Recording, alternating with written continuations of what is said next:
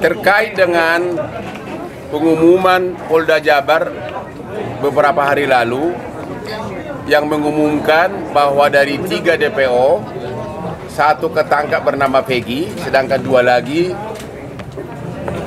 DPO tersebut katanya adalah nama fiktif. Tanggapan dari keluarga almarhumah Vina terhadap Peggy bagaimana? Tanggapan tentang Terhadap tuduhan bahwa Peggy sebagai pelaku? saya minta kepada kepolisian untuk tidak tergesa-gesa.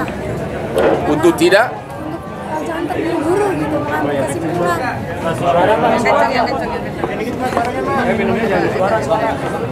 Keluarga meminta kepada kepolisian terburu-buru mengambil kesimpulan. Jadi terhadap Peggy yang dianggap sebagai pelaku DPO yang tertangkap, keluarga mengatakan menghimbau agar polisi jangan dulu terburu-buru. Karena ternyata sebelum Peggy ini ditetapkan sebagai pelaku DPO yang tertangkap, sudah di BAP 6 pelaku terpidana dan 5 mengatakan bukan Peggy pelakunya. Hanya 1 yang mengatakan. Memang ada lagi saksi yang mau diperiksa 2 orang lagi.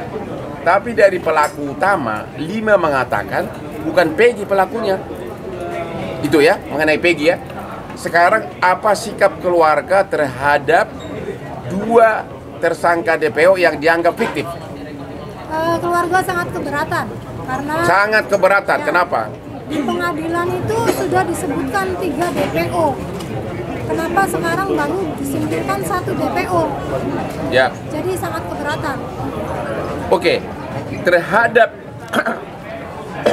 tuduhan bahwa DPO fiktif, inilah BAP dari 7 pelaku. Di sini diuraikan secara jelas peranan dari 3 pelaku DPO. Bahkan jenis motornya pun ada, cara memerkosanya pun ada, cara memukulnya pun ada, di sini diuraikan. Ya.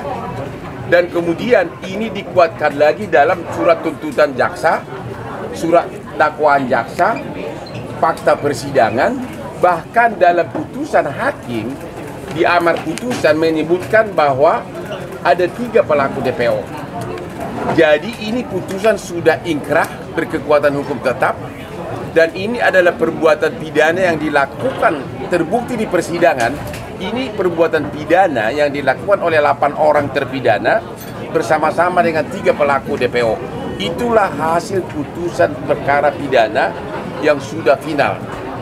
Kemudian sesudah kasus ini diviralkan oleh Hotman 911 2 minggu lalu, mulailah disidik ulang lagi oleh Polda Jabar. Kok bisa begitu cepat mengatakan 2 pelaku DPO ini adalah fiktif? Makanya keluarga keberatan. Terlalu cepat, terlalu prematur untuk mengatakan itu. Kalau dibilang belum ketangkap masih bisa diterima akal sehat. Itu aja.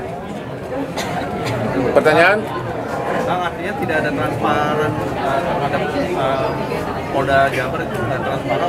Nah, kalau kami mengatakan dari segi prinsip hukum, kalau terhadap Peggy, kalau masih ada keraguan-raguan, ya pidana tidak boleh ragu-ragu, harus bukti yang lengkap.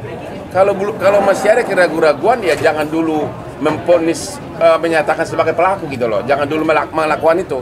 Yang kedua, mengenai 3 pelaku DPO, dari mana dia bilang bahwa 2 pelaku DPO yang fiktif? Kok tiba-tiba hanya dalam waktu 2 minggu disidik ulang, membalikan putusan pengadilan yang sudah berbulan-bulan diputus hasil persidangan? Itu yang kita keberatan. Kalau dibilang belum ketangkap masih bisa diterima karena memang udah 8 tahun tidak ketangkap gitu loh. Ya. Bukan Peggy yang asli gimana nih Bang? Kenapa? Bang, terus langkah apa Bang yang akan diambil Bang? Ya kalau dalam kasus begini kan keluarga terdakwa hanya bisa menghimbau kepada aparatur hukum negeri ini. Upaya hukum yang lain nggak ada. Ya kan? Makanya dengan konferensi pers ini mudah-mudahan sampai Bapak Presiden Jokowi juga mendengarkan ini. Menko Polhukam mendengarkan agar benar-benar kasih perhatian seperti kasus Sambo. Itu makanya kita lakukan ini, karena upaya hukum dari keluarga korban tidak ada jalurnya di undang-undang. Pak, mungkin gimana Bang, Bang menanggapi tanggapannya kalau kemarin bukan Bang, Peggy, Bapak Bang? Rudi, dari Bapak Peggy mengatakan bahwa si Peggy udah bukan tersangka Bang, dalam arti memiliki bukti-bukti satu, tidak pernah mengganti identitas yang Siapa yang mengatakan? bapaknya si Rudi, bapaknya Peggy kemarin, bahwa anak bapaknya Peggy mengatakan bahwa itu nama anak saya benar, tidak pernah diganti identitas, siap melawan karena dengan bukti-bukti yang banyak. Kau yang dengan siapa katanya? Ya, kalau kemarin sesuai statement dari Polda Jabar kan dia mengganti identitasnya itu mengganti namanya di kos-kosan juga, dia mengatakan namanya Robi gitu, bukan Peggy. Itu udah diakui oleh ibu kosnya juga gitu. Jadi Peggy ini 4 bersaudara Bang. Kemarin bapaknya bicara, anaknya pertama namanya Peggy, kedua Robi, ketiga Luciana, keempat Mirna atau Sapani keempat.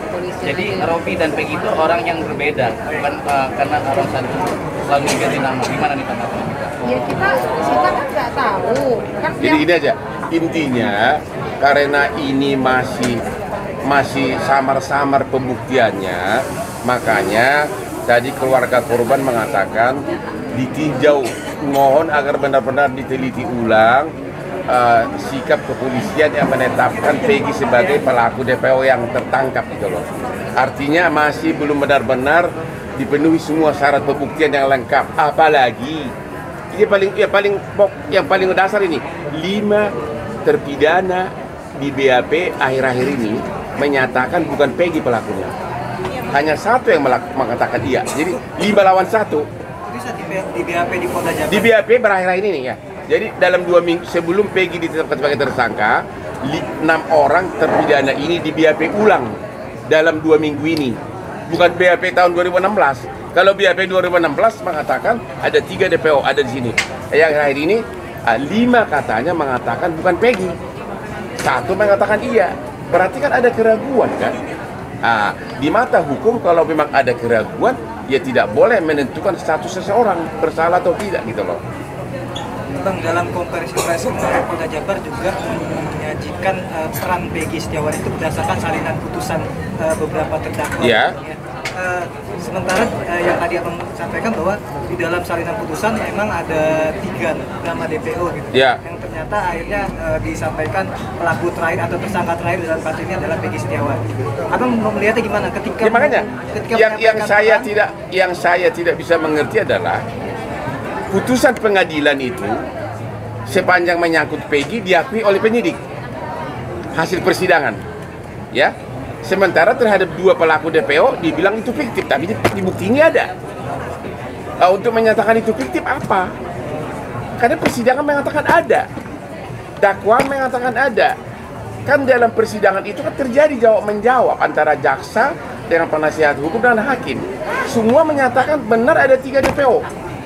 Bahkan dalam amar putusan, dari amar putusan pengadilan disebutkan ada 3 DPO. Ya berarti sudah ada putusan pengadilan yang menyatakan ada 3 DPO. Ya, ternyata penyidik mengatakan hanya 1 DPO ini yang benar, 2 tidak. Sekarang ada pertanyaan lagi. Kalaupun itu benar nggak ini Peggy yang ditangkap ini? Ini pertanyaan kedua lagi. Artinya apakah dari terdakwa yang menyampaikan ada 3 DPO itu bisa dijerat pemberian keterangan palsu? Yang mana? Yang menyatakan bahwa ada 3 DPO kemudian berubah menjadi 1 DPO. Kalau saya mengatakan semua terpidana itu bisa kena menghalangi penyidikan, obstruction of justice, karena di sini disebutkan 3 DPO. Di persidangan juga mengatakan 3 DPO, ya kan? Kalau kemudian dia membuat BAP lagi dalam 2 minggu ini berubah, itu kan sudah menghalangi penyidikan, bisa kena tindak pidana baru itu semua. Termasuk kuasa hukumnya kalau terlibat. Bang, akan menyambangi nggak sih Bang ke pihak kepolisian ketika Sudah, orang kita sudah ketemu. Bahkan kemarin waktu Linda di BAP pun ikut kita dampingi, sudah ketemu Kapolresnya. Makanya kita tahu semuanya bahwa dari dia kita tahu bahwa ada 6 di BAP, baru-baru ini sebelum Peggy ditetapkan tersangka 6 terpidana di BAP, tapi hanya 5 mengatakan bukan Peggy pelakunya, 1 mengatakan iya. Jadi memang sudah ketemu. video komunikasi dengan Polda. Bang, terkait hasil BAP Linda Tadi kan sendiri, Bang. dikatakan cuma 1 DPO. Ya, Padahal dipersisakan ada 3. ya. Akan ada langkah ke pihak polisian nggak untuk Nggak, dari segi keluarga korban nggak ada upaya hukum. Hanya ada himbauan kepada penguasa tertinggi hukum di negeri ini agar diterapkan seperti kasus Sambo, benar-benar Presiden ikut memberikan perhatian serius. Dibuka ulang semuanya. Dari mulai awal sampai akhir, termasuk kecurigaan, termasuk tadi ada katanya keluarga ini nih, keluarga Wakil Bupati Cirebon, ya memang saya pernah ngomong, karena banyak di medsos kan, ada kata-kata katanya keluarga Bupati. Saya mengatakan dalam sejarah kriminal di seluruh dunia, apalagi di Indonesia, pelaku DPO selalu menghubungi keluarganya melalui medsos. Makanya waktu itu saya bilang, kalau memang ada tuduhan keluarga Bupati terlibat, periksa medsosnya. Saya nggak mengatakan Ibu Ayu ini keluarganya terlibat. Ternyata anaknya yang dituduh itu pada dia. Ini anaknya masih Dani. waktu kejadian masih umur 11. Itu dia tuh, ya. Bang, soal terkait hasil pemeriksaan Linda kemarin ada apa, Bang? Indah, oh Linda. Ya gini loh, namanya juga pemeriksaan kerasukan ya. Ya kerasukan itu pasti hasilnya nggak pasti. Ya, itu salah-salah pun dia bukan saksi fakta, jadi dia nggak bisa mengatakan dia saksi palsu. Namanya juga kerasukan, ya kan? Bagaimana? Jadi dan itu benar atau tidak pun nggak bisa dipakai sebagai acuan. Anggap aja itu nggak ada. Tapi sebagai petunjuk, hanya sebagai sekedar petunjuk boleh. Tapi di mata hukum itu nggak ada, ya. Bang, kalau menurut abang apakah diperlukan adanya tes uji kebohongan bang seperti pada kasus Sambo? Ya justru itu semuanya harus dilakukan maksimum, tes kebohongan, tes itu benar itu. Makanya saya bilang yang bisa melakukan ini semua adalah political will dari aparat penguasa negeri ini. Kami nggak bisa apa-apa, keluarga korban mana bisa. Jadi agar semua dites kebohongan, benar itu, termasuk 8 terpidana dites kebohongan, ya. Kemudian saksi-saksi. Ada lagi pengacara dari si Saka, yang ibu itu mengatakan anaknya mengatakan itu kecelakaan murni katanya. Orang saya ada visumnya nih mengatakan bahwa itu ini visumnya sekarang hasil otopsi mengatakan di bagian intim dari si korban ada air mani sangat banyak, sperma ada di sini. Bagaimana bisa disebutkan itu kecelakaan? Itu ada hasil otopsi, ada semua nih. Apa? Dan di dalam putusan pun Saka itu ada peranannya, di BAP pun ada dia memukul. Ya kayak gitu harus diproses hukum semuanya. Ya, jadi 3 DPO ini peranannya sangat terperinci di sini. Motornya apa, siapa bonceng siapa yang memerkosa, bahkan ada pelaku itu mengatakan aku yang merawanin duluan katanya. Ada lagi pemerkosa mengatakan saking terburu-burunya karena yang lain nunggu giliran, dia nggak sempat muncrat di dalam, muncrat di pahanya si cewek air maninya. Karena klimaksnya, karena juga mungkin saling dorong kan.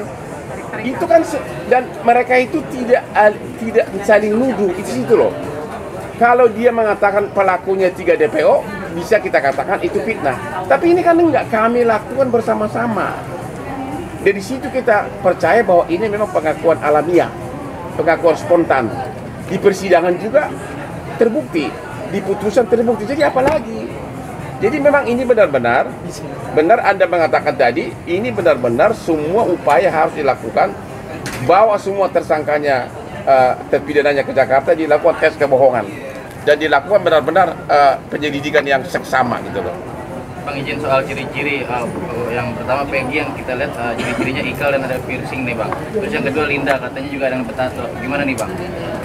Kalau Linda yang menjelaskan ini Pak, karena Linda waktu kesurupan Coba, pertama Linda coba jelasin Linda. Kalau Linda yang asli nggak ada tatonya. Linda yang asli yang kemarin yang ada di Kang Deddy, di Kapolres, ya yang di BAP sama di waktu di Bu Putri. Ya, itu Linda yang asli. Itu Ya, yang awal sama kesurupan. Iya, sama. Sebelumnya sering ke rumah diajak sama Vina nggak sih si Linda itu? Kalau itu kurang tahu, saya kurang paham sebenarnya saya masalah dia sering ke rumah atau enggak, saya kurang paham ya. Karena memang saya pun waktu itu kerja, nggak standby di rumah ada gitu. Kalau untuk terkait Peggy sendiri Bang, ini kan versi Apa? Peggy, ini kan ada versinya dan rambutnya ikal. Tapi pas yang diamankan sekarang Peggy-nya berbeda, gimana nih Bang? Ya, kalau makanya saya bilang kan udah mencakup terlalu terburu-buru ya. Ini kan baru dimulai penyidikan ulang.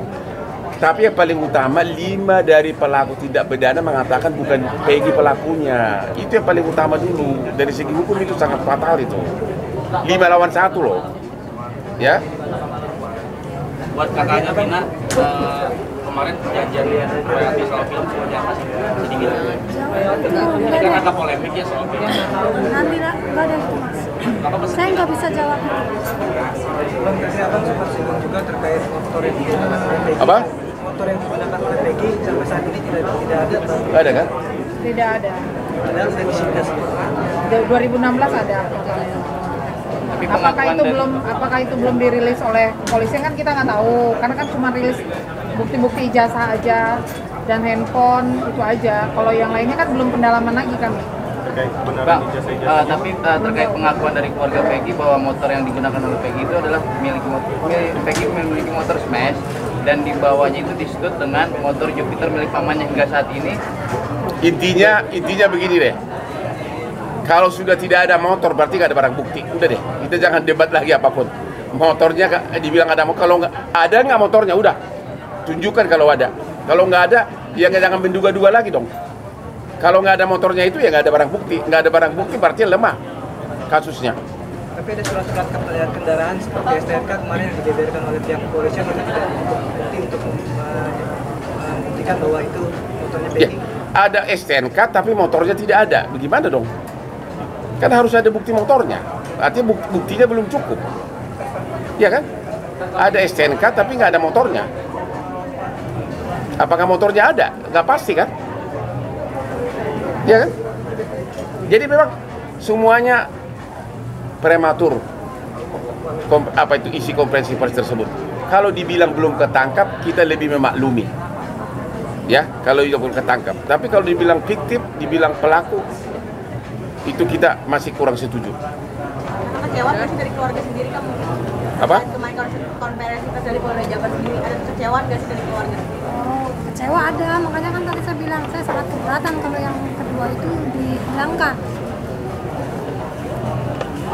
Kecewa katanya, ya. Bang, izin maaf mungkin ada isu yang sensitif mengenai pemerkosaan kan tidak diungkap dalam persidangan. Nah, bagaimana penjelasan? Apanya? Pasal pemerkosaan, dugaan pemerkosaan ini kan tidak diungkap dalam persidangan. Kalau nggak salah diungkap kok, terbukti kok. Ada. Ada kok, coba. Ya, coba. Ada kok, terbukti kok. Kan ada pelaku masing-masing kan udah menyatakan perbuatannya. Coba. Tapi ada tindak lanjut nggak dari? Ini ada kan ini. Mengadili satu. Ini dalam podisnya siapa nih? Ripaldi Aditya Wardana alias Ucil bin Asep Kusnadi. Namanya panjang banget sih. Terdakwa Ripaldi Aditya Wardana Ucil bin Asep Kusnadi. Sama Eko Ramdhani. Di dalam amar 1 putusan pengadilan. 1. Menyatakan terdakwa 1 Ripaldi Aditya alias Ucil bin Asep Kusnadi dan terdakwa 2 Eko Rahmadani alias Koplak bin Kosim di atas terbukti secara sah dan meyakinkan bersalah melakukan tindak pidana turut serta melakukan pembunuhan berencana dan turut serta melakukan kekerasan memaksa anak melakukan persetubuhan dengannya. Berarti ada pemerkosaan, ya. Terus oke. Ada lagi. Apanya?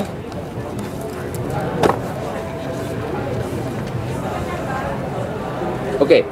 Di dalam putusan dari Hadi Saputra alias Bolang bin Husar alias Bolang, hakim menyatakan barang bukti tambahan barang-barang bukti akan dikembalikan kepada penyidik akan dipakai dalam perkara lain, dalam perkara 3 DPO. Jadi memang diakui ada 3 DPO dalam putusan. Dalam persidangan pun ada semua DPO-nya. Ya. Ada lagi? Bang, mau nanya Bang, kenapa tertumpunya political will apa? Tumpuannya political will terhadap Jokowi, kenapa tidak kepada Kapolri? Ya, kita menghimbau kepada semua, ya semua lah, bukan hanya kepada Pak Jokowi, kepada semua yang punya kuasa hukum di negeri ini.